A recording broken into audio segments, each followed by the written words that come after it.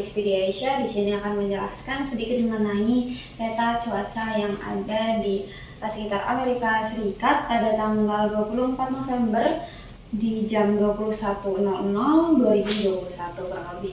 Namun sebelum kita sampai ke pembacaan peta ini, pertama-tama saya akan menjelaskan apa itu front, jenis-jenis front. Nah, pada gambar ini terlihat bahwa terdapat front dingin yang ditunjukkan dengan garis yang dengan segitiga berwarna biru di sini, dan juga ada front stasioner.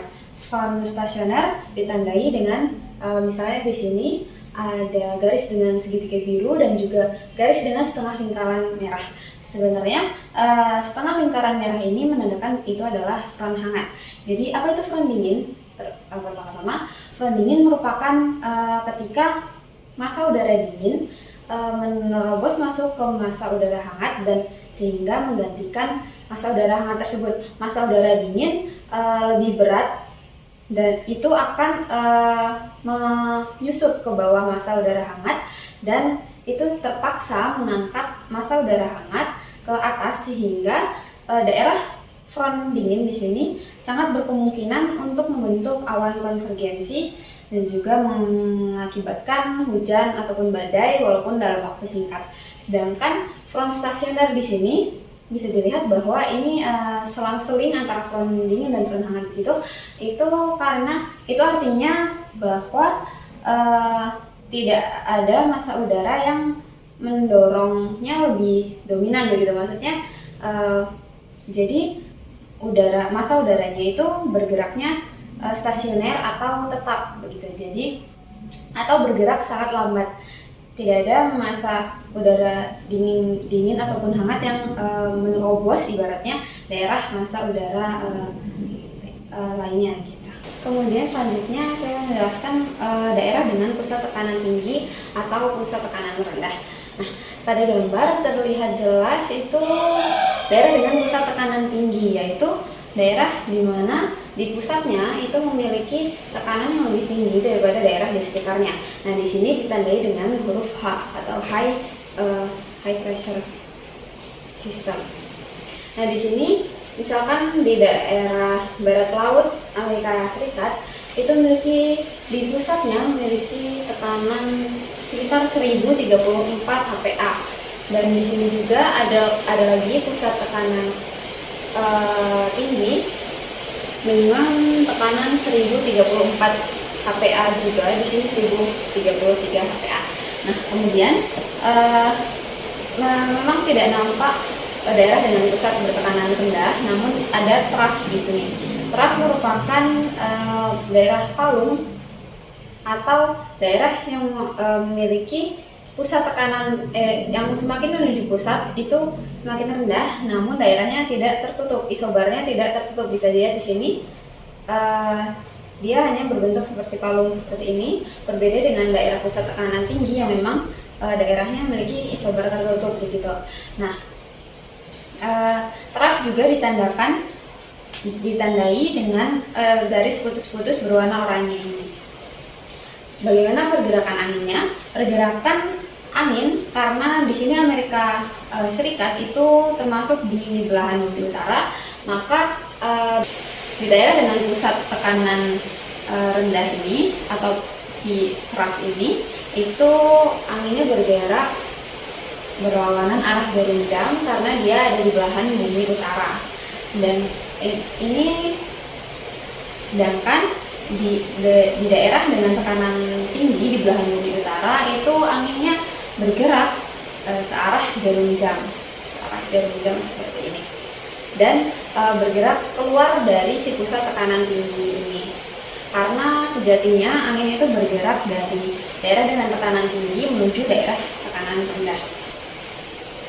Nah, di daerah dengan pusat tekanan tinggi ini atau high pressure system ini karena memiliki tekanan yang tinggi sehingga dia itu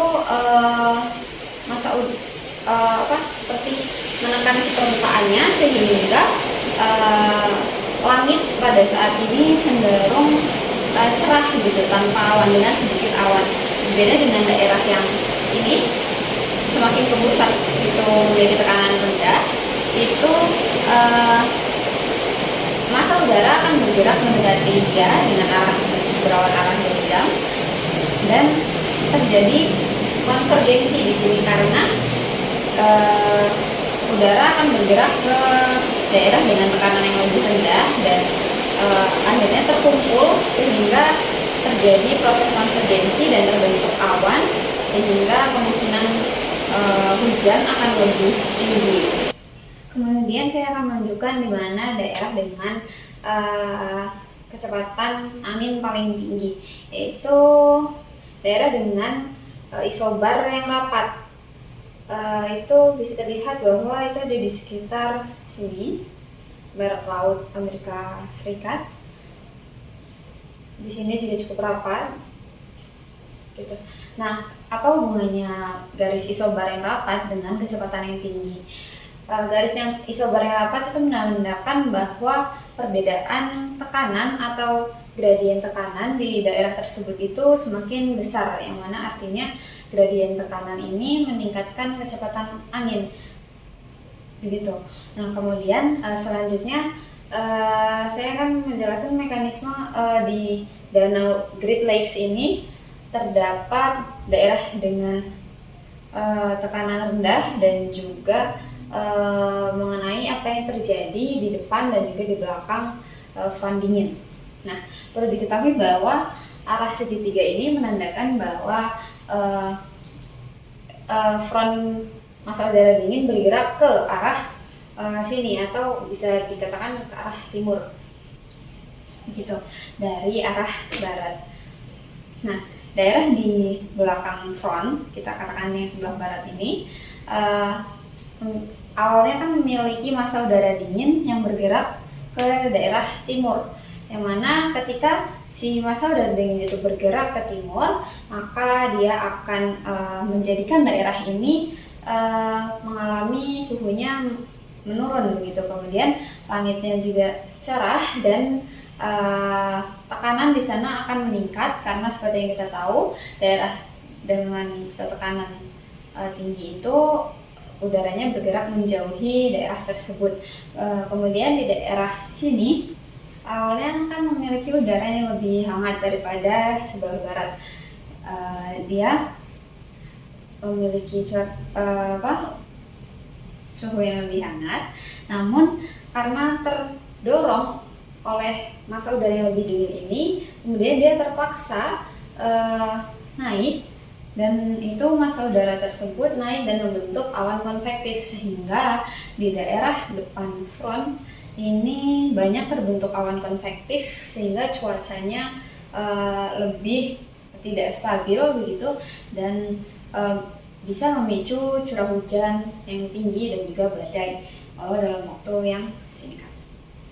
Nah, bisa diketahui daerah dengan tekanan rendah di sini merupakan Great Lakes atau danau, yang mana ini adalah daerah pertemuan antara massa udara dingin dan massa udara hangat. Di sini di titik pertemuan ini terjadi pengangkatan konvektif sehingga menimbulkan di sini daerahnya menjadi bertekanan rendah, begitu.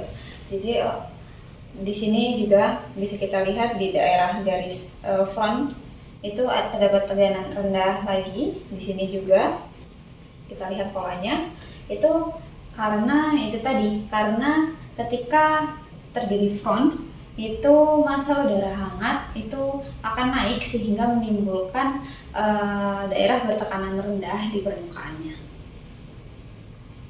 Jadi pada kesimpulannya adalah daerah di sebelah timur sini yaitu awalnya memiliki massa udara yang hangat, dan setelah terjadi front maka di daerah sekitar front ini akan terjadi hujan ataupun badai dalam waktu yang singkat, begitu.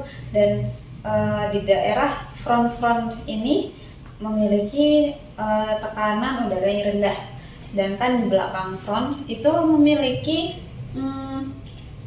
pusat tekanan tinggi karena udara bergerak dari tekanan tinggi ke tekanan rendah seperti ini. Begitu saja yang dapat saya sampaikan. Terima kasih telah menonton. Wassalamualaikum warahmatullahi wabarakatuh.